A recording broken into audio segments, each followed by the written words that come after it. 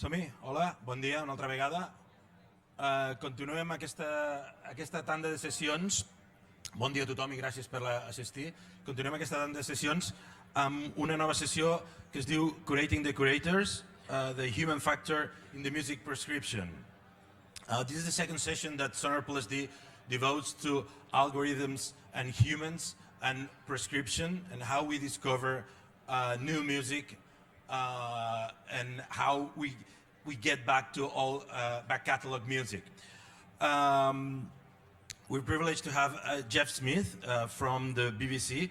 Jeff Smith is the head of music on BBC Radio 2, BBC 6 Music. Hope you all know BBC, and many of you listen to those stations, either in UK or online. I would recommend it. Jeff's job is to discover new music and recover classics from the back catalogs and provide them the necessary background for us to understand. Jeff Smith has worked for Capitol Records, among others, and Napster, and I particularly like his job. He curates the curators. So his job is a mix of music knowledge, it involves diplomacy, it involves psychology, correct me if I'm wrong, and it's probably a nice job, and we all here would like to do this job. He'll be talking with the renowned journalist Joe Muggs. Joe will be moderating the talk, and they'll have a nice talk here, quiet talk, and we'll have the chance to ask after the session, after the talk. Joe has worked, is from the UK also, and has worked on Boiler Room, Mixmag, The Wire, The Guardian, Daily Telegraph, among other media. If you want to tweet about it, both are on Twitter. If you want to address questions or mention them, look them up on Twitter.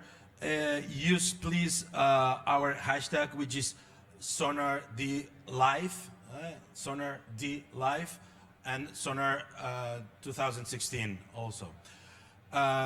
Okay, without further ado, here's Jeff Smith from BBC and Joe Muggs. Big applause for them.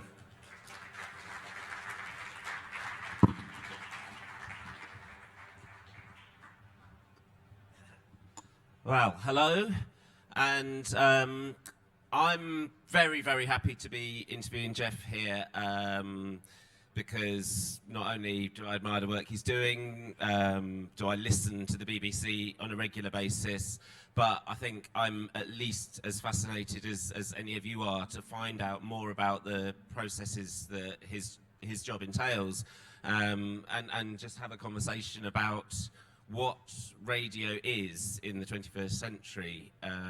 In my day-to-day work, I've been involved with an awful lot of different platforms, and as we all know, platforms can be kind of amorphous these days. So, you know, you have Boiler Room, which is a broadcaster but does editorial, which does podcasts, which does things that move into radio. You have Fact Magazine, which has its own television thing. Mixmag is involved with broadcasting, but you have a radio station like, say, Rinse FM, which becomes a brand, becomes a label, becomes live shows, and yet everything still gravitates to certain traditional things, and radio is still radio, and especially in the shape of some of the BBC stations, is absolutely crucial to the listening habits, right from the youngest to the oldest listeners, from the most underground to the most mainstream. So,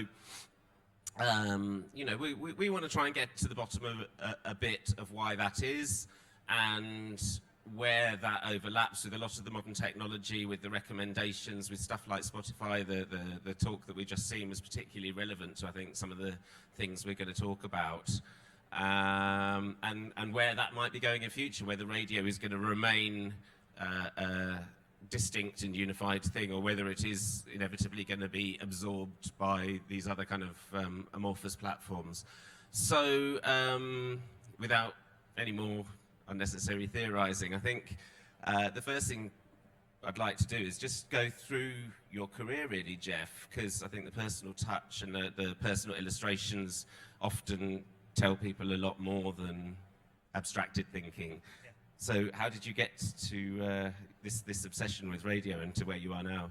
Well, certainly, my influences were, and I always kind of think about whether it's music or radio first for me, and I think for me it was radio at the first, really, and I think it was when I was a kid. I know people around here remember pirate radio, but pirate radio in the UK back in the 60s had radio stations like Radio Caroline and Radio London in the southeast, and people around here might be aware of that sort of like phenomenon.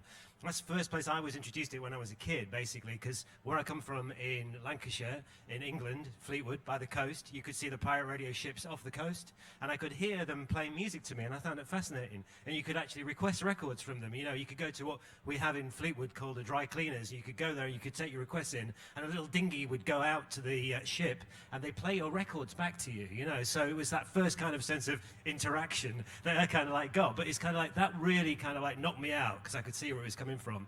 And from then I had that bug, for radio.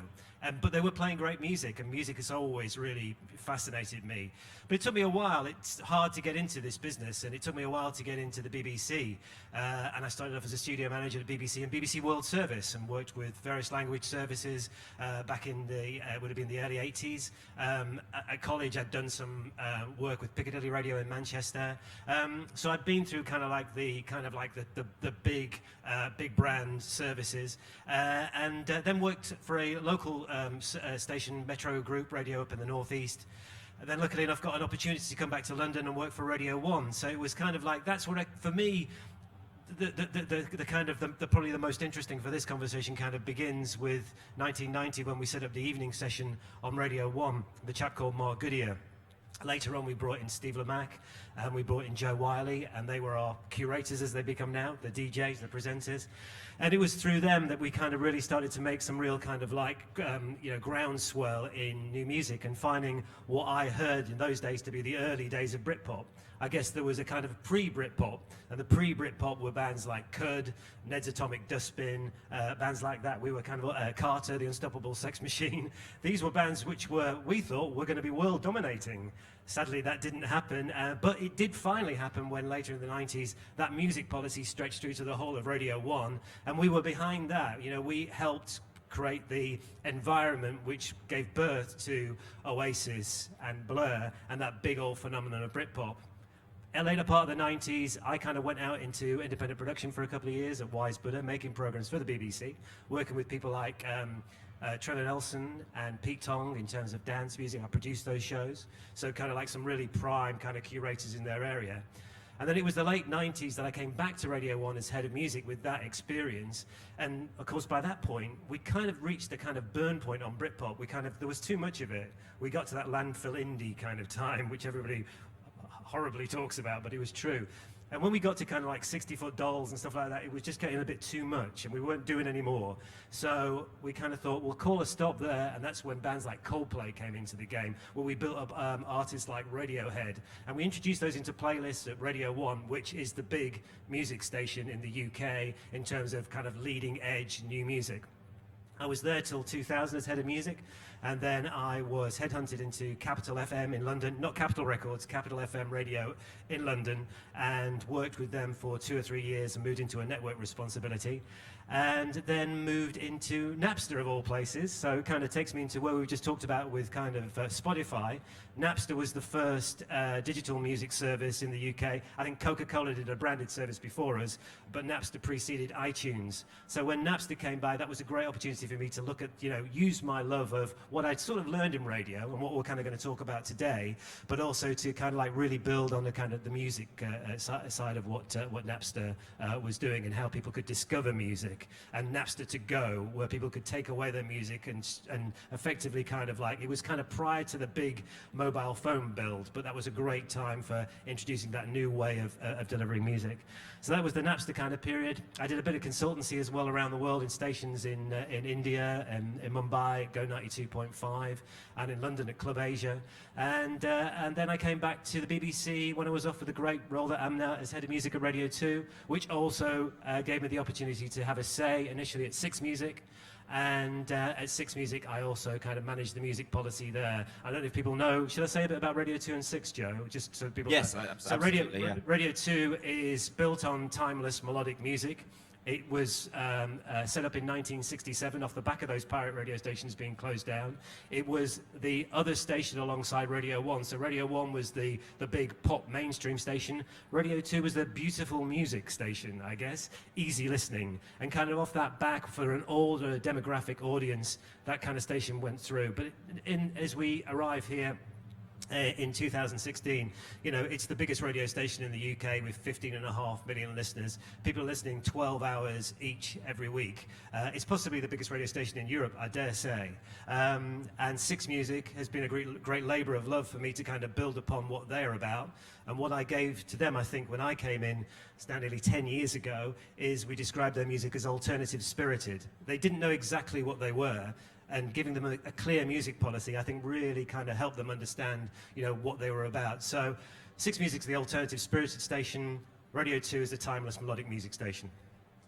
And what are the age groups of Six Music and So Radio 2? there isn't really, and I think it's really helpful that there isn't very much a targeted demographic to Six Music. I think it's really good that the demograph is kind of a psychograph, to use that word for the first time in this interview. It's kind of about people who are kind of into music and like we're talking about with the Spotify guys, discovering music. Not just new music, but maybe new music to them, and music from the past that they didn't know existed, or digging a bit deeper into tracks, and occasional bits of familiarity. Whereas Radio 2 is, you know, very much more the kind of mainstream station and aimed at a over 35 audience. The average age, which we have to stick to according to the BBC Trust, who kind of manages what the BBC does, ascribes that we have to stick to an average age of 51 for Radio 2. Mm-hmm. And these stations, I mean, Radio 2 goes from the most mainstream and even musical theatre and kind of light jazz, all the way through to some fairly alternative stuff that maybe Generation X and slightly younger would be into. Six Music goes all the way from, I guess, mainstream indie right to the furthest reaches. Well, I think that's true. I mean, I think in terms of our approach to music, I think Six Music is possibly one of the broadest. If you look at what I describe as the DNA of our radio stations, the DNA of Six Music, there's so many different, you know, blues, jazz, world music, rock and roll, everything going in there. 2 is pretty close to that as well, but I think 6 has this massive range of music. And perhaps relevantly for a Sonar audience, you have people like Andrew Weatherall, like Tiga, like Charles Peterson, yeah. Representing electronic and underground music on Six Music as well. Looking at the boundary, which is what we're particularly interested in, between the digital playlisty kind of world and radio itself, yeah. Radio which still remains controlled by programmers and DJs. When you joined Napster, did you have a strong sense of what you were getting into? What did they want from you? I think they, to be honest with you, what they were negotiating with their licenses at the time in terms of from the record industry, and I think a big part of it is that I had very good relations with the record industry. So the key thing, if I'm totally honest with you, it was quite mercenary by them. They wanted somebody to go in there to help them deliver EMI and various other companies so they could get the rights to access their music. But equally and above and beyond that, I guess it's also the fact that they knew my reputation from where I came. They knew that we talked about some of the artists as well as curators, presenters that I've been involved with. I think it was important that I'd had those relationships with those bands we talked about, and they felt that that was a good thing to do. So I guess the understanding of how we understood how we put radio playlists together, and how in those days, you've got to think this is like 2005, something like that, and how much has changed in those 12 years. The concept of kind of playlists still existed on radio, didn't they? Playlists were just about radio. They weren't really about what you consumed on a digital music service. And anyway, what was a digital music service, really? So Napster was coming in first with that. As I said to you before, they kind of like seen what Coca-Cola had done with a branded music service, but there wasn't a real kind of sense of that at all. So we came in basically with a model where we were looking at wireframes for our service, and we were delivering things into Windows, basically. So I took the wireframe of the home Napster page as my playlist. So my A-list was what was on the top of the, you know, before you go below the fold. So that was kind of like, so I was kind of treating, I guess, Napster like a sort of radio station. So we didn't have a mast, you know, and we weren't broadcasting. And by the way, an interesting point on that is one of the key things I did when I came in as well at Napster was find a radio station. We found Virgin Radio, who every week used to broadcast our chart of the most downloaded tracks of the week. And I thought that was quite an interesting and important thing for us to do, because in those days, and possibly even still now, it's interesting that, you know, Matt Ogle has just been speaking just now, but he just did a program for us on Six Music last week called The Algorithm Method, which kind of fits into what we're talking about today a little bit. And I think it's important to remember how important these mass distributors of music are still against what services that are big globally but aren't necessarily as big as what radio can and continues to do. And what were your personal hopes for what downloading, streaming would turn into at that time? What did you kind of imagine you would be able to achieve? Well, I think Napster, and this is the legit Napster of the 21st century, was basically really desperate, using its R&D to kind of like break down the boundaries of what was possible. And it's the first time I came across the expression, the Celestial Jukebox. And it's kind of like, we don't talk about that anymore now because it's kind of happened, or happening. And it was the access for everybody, everywhere, to get music. And that was what I was sold, and I think what a lot of us believed in, and Napster to go was very much the embodiment of that. What we didn't have at the time was the great smartphone and Wi-Fi revolution we've had over the few years. Had we had it at the time, I think that interpretation of Napster would have been absolutely massive, you know, but we were a long way to go before we got to that. So asking me about what I saw, that's what I bought into, and I just thought that Napster could be globally, yeah, kind of where Spotify, I guess, is now, really, a little bit. I mean, Napster still exists, and still, I think it does 2 million subscribers globally, so still not doing bad business at all, as Rhapsody. But, you know, I think that's what I was looking at, definitely. And as you've seen it develop, and, you know, the digital music has broadened out, experimented with various different things, with radio itself, obviously, and Apple have poached quite a few people from the BBC. Playlists, of course, have become super important. Podcasts, so you get live radio and the podcast format, which is almost downloadable and is radio to go, as it were. What made you go back to traditional radio in the face of all these things that you could be experimenting with? I think I loved my time at Napster. It's one of my favorite times, to be honest with you, in terms of my career, because I loved the idea of working with a startup, but had a massive brand name. And the brand name Napster was great to kind of come in for me to do that, and the role I talked about. I guess with the BBC and with Radio 2 and Six Music, and particularly obviously with Radio 2 at the time, it was back to a massive brand name. It's the place where I knew. But I also knew that alongside I did have Six Music. And where at the moment a station like Radio 2 is 40% digital, so you're listening to DAB or online, 40% of our audience, the rest is still on FM.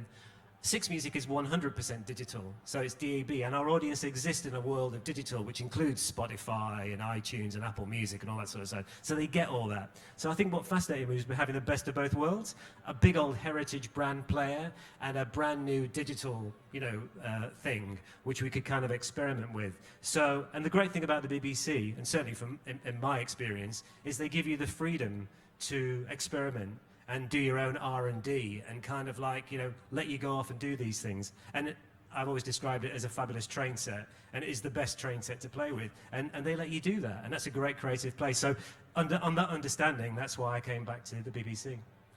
You can play with the train set, but you do have to keep the listeners as well. Yeah, exactly. You've talked a lot about how you don't use algorithms as your main thing. I mean, you know, obviously you have audience analytics, but other radio stations do. Other radio stations are very concerned with number of YouTube streams or whatever for artists. Yeah. Why do you make the decision not to be so numbers driven? I think it's just my experience over my life has been that working, I don't know if people understand the way that a playlist meeting works in radio, but basically it's It's a round table of about 12 to 15 people. This is how it works at our radio stations, at Radio 2 and 6 anyway. And we have representatives from all the daytime and some specialist music programs. And they come in, and what I require them to do is champion the music that they're playing. I want them to come into that room representing the program that they're producing and representing a track that they are particularly excited about having on. Because every week on any of our radio stations, there are in the region of over 100 releases we could be adding to our playlist. And we have probably space for about 6 to 8 of them. I could sit around looking at plots and data and things like that, or I could listen to what human beings around the table want to fight to get onto that list for. If along the way they want to refer to some data, then we'll do that. But in the end of it, we will make the final decision using our ears. And that has always worked for me, I think. And I think also, I trust myself as well enough to know that I need to be the final arbiter. So if there's a job to be done at the end and we've got one space left and there are 2 choices, I'll make the final call where we require it to be. But I think having that kind of like excitement around the table, and remember, all those shows and producers and people are representing their presenters. And so they're getting their presenters' take on it. They're also representing the human interaction, whether it's nowadays email or tweets or texts or whatever. They're representing that human interaction as well when they come into that room. So they'll have played that record on the air beforehand. And they'll come into that room and sort of say, but this has got to go on, this has got to go B-list, or this has got to go A-list, you know. And it was a real sense of personal satisfaction. Give you an example that back in, must have been 99 or whatever, we added Paranoid Android straight to the A-list on Radio 1 in my time. And it was kind of like, that was quite a wild and crazy thing to do. It was an edit, but it still only edited it down to about 6 minutes. But it was kind of like, that was not the right thing to do. Yeah, if you looked at the conventional way of looking at things, if we'd have tested that record, it would have died on its arse. So, I mean, I just kind of think, you know, there was no way that was going to get added following this data stuff. And I think that's still the way to do it, is just to look at all the data you want to do, but don't bring it into a room when you're talking about music. Just have that in your gut. And I've been a big fan of that kind of educated gut over the years. You learn a lot from this sort of information, but leave it outside the door when you come into the playlist meeting. Mm-hmm. I mean, this is where we get on to, you know, the title of this talk, which is Curating the Curators. And, you know, it has to be done right on any level of radio station. You know, I have a show on NTS radio in London, which is, you know, far underground. There's a lot of personalities on the station, and you know, I watch the constant balance, even though it's a very, very informal radio station. They certainly don't have weekly programming meetings and playlist meetings and so on. But you can see the artistry, because it is artistry in the placement, the timing of the different shows and so on.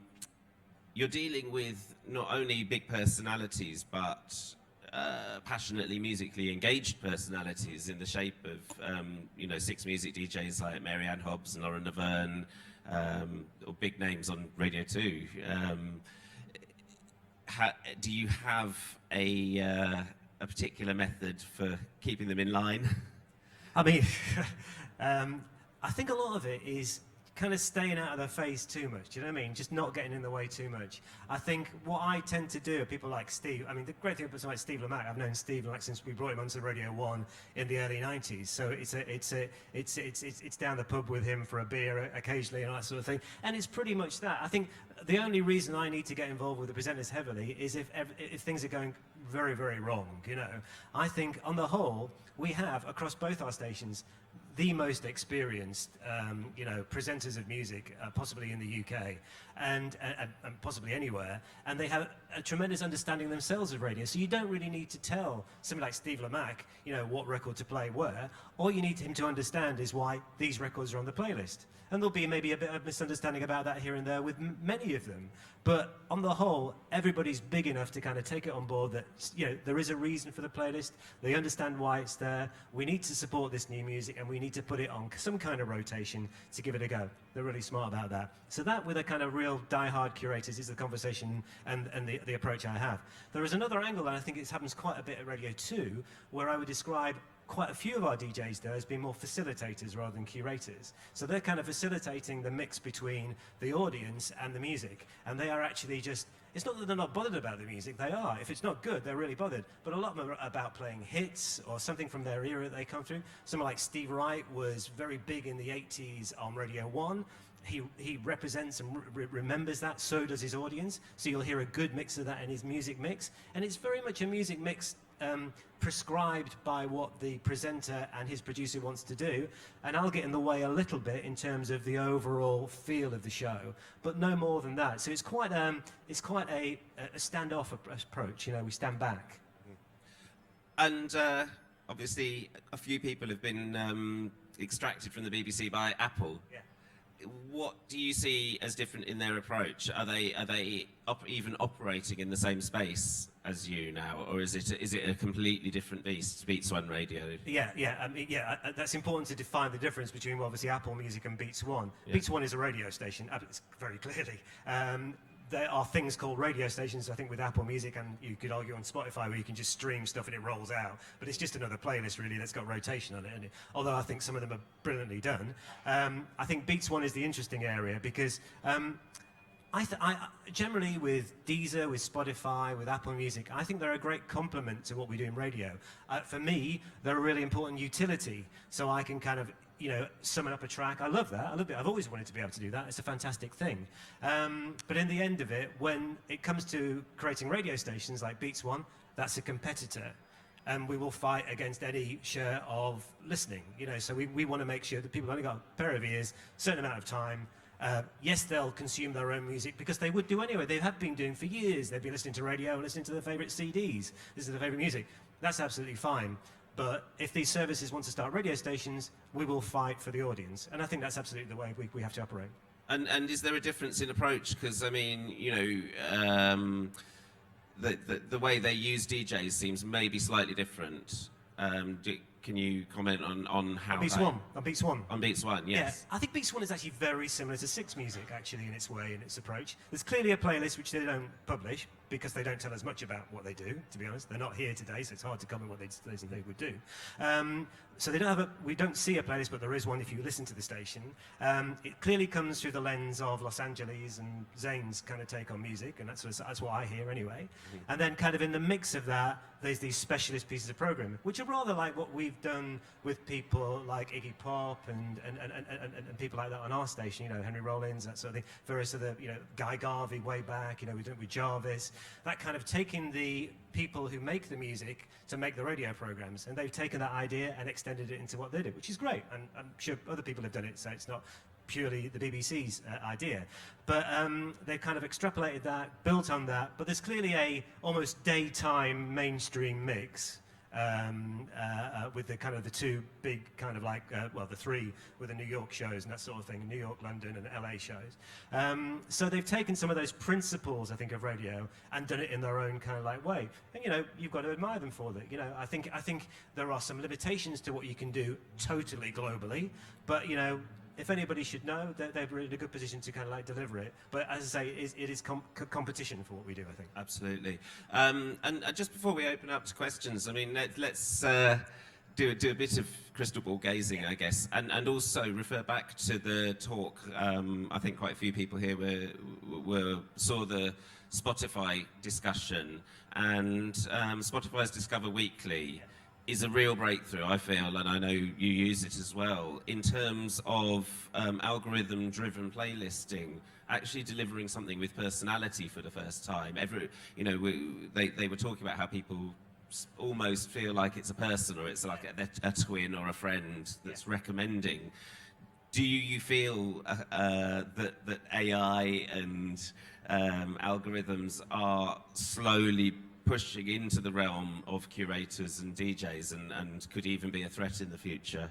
Yeah, absolutely. I mean, Discover Weekly, when I was listening to what the guys were saying, feels almost to me like a radio station in a way, the way they're doing it. I like this idea where they're kind of almost crowdsourcing a playlist in a way, aren't they? And I guess, you know, back in the days of radio, I used to follow a guy called Rick Sklar, who set up WABC in New York, and he pioneered Top 40 Radio. And Top 40 Radio was literally 40 records on high rotation all through very, very tightly formatted. And they would, he described great radio as where science meets art. And it's exactly that, where science meets art. And that's where I think Discover Weekly is kind of coming from, and is a potential threat. But I think it's important that we take on board all these things, that we're aware of what's kind of happening in that wider world. I think it's also important that we keep at the heart of what we do that humanity. And I think that will really support us through all this sort of thing, as long as we've got people with ears. That's the thing. I think our real challenge for the future is finding more people who can get passionate and excited about music, but also love radio. And we have some coming through the BBC, but it's important we find more. And those people who want to be involved in more kind of my area. We've got lots of producers and people who like music and love music in a kind of like, it's a program way, but that kind of like you described before, like across the whole piece and kind of like, you know, just managing it that way. So that's a real challenge for us. But no, Discover Weekly, I think, is a fascinating kind of area. And with BBC Music, I think there's a real opportunity with that whole kind of infrastructure. We can do more. I don't know if you've seen the BBC Music app, but within what we do there, there's some great kind of experiences in terms of what you can do with your own kind of playlists, where you can get you use the system to basically kind of track and tag a track and then put it into your own playlist. We see a future whereby people can exist within BBC Music and listen to Six Music, but you know, tag a track and then go into maybe a playlist of music by that artist. So, as I say, it's important that, you know, we see what is a competition as competition, and we see what's not as something which is appropriate and supports what we do within the radio stations. And I see something like Discover Weekly working within our framework as well, whilst still we continue through the BBC Music app to support Spotify and Deezer and YouTube. You can get access to those things if you go through the BBC Music app as well. Mm-hmm. Do we have a microphone for questions?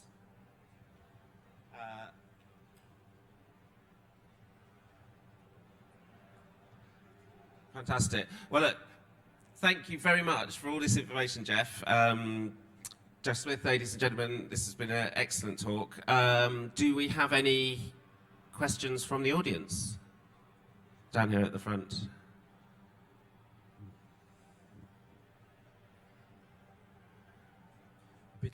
Hi, a bit on the philosophical side.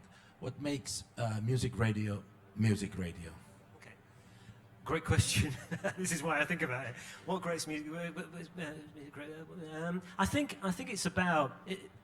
It is that special chemistry between humanity and music, isn't it? Whereby the presenter equates to the music and kind of like loves and supports the music. We did a thing, just to bring the science bit in, we did a thing in the early part of the 21st century, 2000, 2002, at Capitol, where we tested music, but we tested music, not just 7-10 seconds like people do, call out, but we tested a piece of music by having a DJ either side of it saying, oh, I really love that record or not.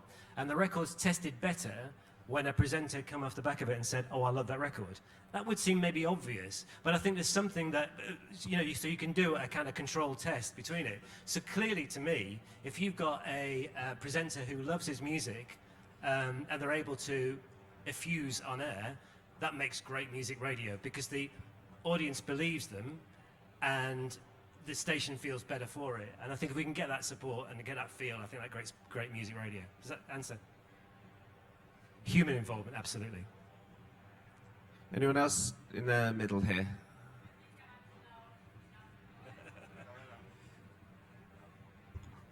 I apologize if I missed the first bit, so okay. I don't know if this has been covered already, but what makes, which are the elements that now you base your playlist on? Beside the human, there is also like social media monitoring I've read, or sort of other feedback that you gather? No, nothing. Just the music. We just listen to the tracks. We just listen to the songs. We know, because it's crazy to think that that is the only thing in people's heads, because it's not, but we don't kind of have loads of pieces of paper around the table and kind of go, well, that's the plot here is that that's doing so many on YouTube and stuff like that. I don't even really bother with that myself, really. I very rarely look at the videos, you know, because we're radio and we're just, that's what we're interested in at the moment. So really it's purely about the songs, the music, and we're really serious about that. Okay, because there was a moment, say a couple of years ago, in which a couple of articles came out saying BBC is now basing the selection of emerging artists on the followers they have on social media, which in a way, it's understandable, but it's also sort of, I don't know, influencing in a way that detach BBC from the radio listener that might not be the same people that are on social media and vocal on social media. Of course, social media these days are pretty spread and broad. I mean, the audience is like probably 90% of the overall population, so they are representative of the population in a way that they weren't only just a few years ago. Yeah. But is it true that the social media followers of an emerging artist is actually influencing the attention that they get from BBC? I can obviously BBC is very big. I can speak for Radio 2 and of course. For Radio 2 and for Six Music, it's not important. Okay, all right, and that makes me feel better in a way. Thank you. Any other questions? Over here at the side. Thank you. At university, amongst music fans, I've recently found that, particularly for myself, sometimes the DJs, people such as like Giles Peterson or Lauren Laverne, they're becoming as much, if not more so, the kind of idols that we look up to than the musicians, because of their character, their taste, and the kind of the way they interact with people, which particularly for musicians is often quite a complicated thing to do.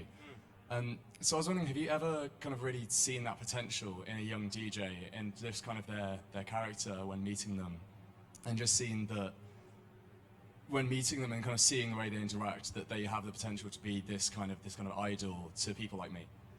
It's quite interesting because I probably didn't meet Giles at the very early stage in his career, but I kind of met him fairly early on, and that was very clear. I remember meeting Tim Westwood for the first time as a young guy, and I mean, but to be fair to all these guys, when I met them, and by the time you get to sort of BBC at Radio 2 and certainly Six Music levels, they'd probably done some broadcasting beforehand. So, but back in the day when I was doing the evening session, this is like early 90s, I first met, we were trialling out, after Mark Goodyear was leaving it, we trialed out Steve Lamacq, Joe Wiley, Marianne Hobbs, Stuart McConey, Andrew Collins, various of these guys, and they're all pretty new to radio at the time.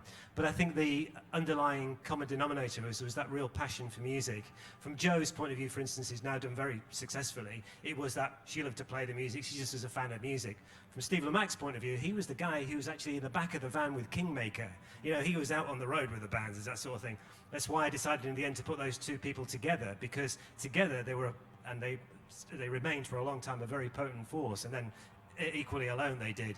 But if I were to go back to them being young people, definitely that kind of like that passion for what they did in their various ways of doing it. So you don't have to be like Giles Peterson or Pete Tong or Steve Lamacq or Joe Wiley, but you have to have your own kind of take on that, don't you? Whether it's in how you follow music or how you love music or how you equate to music, or you might be, as I said before, a facilitator whereby you can just make it sound great. You can just make the links in between the songs sound fantastic, and as a result, the radio station sounds great, as we talked about before.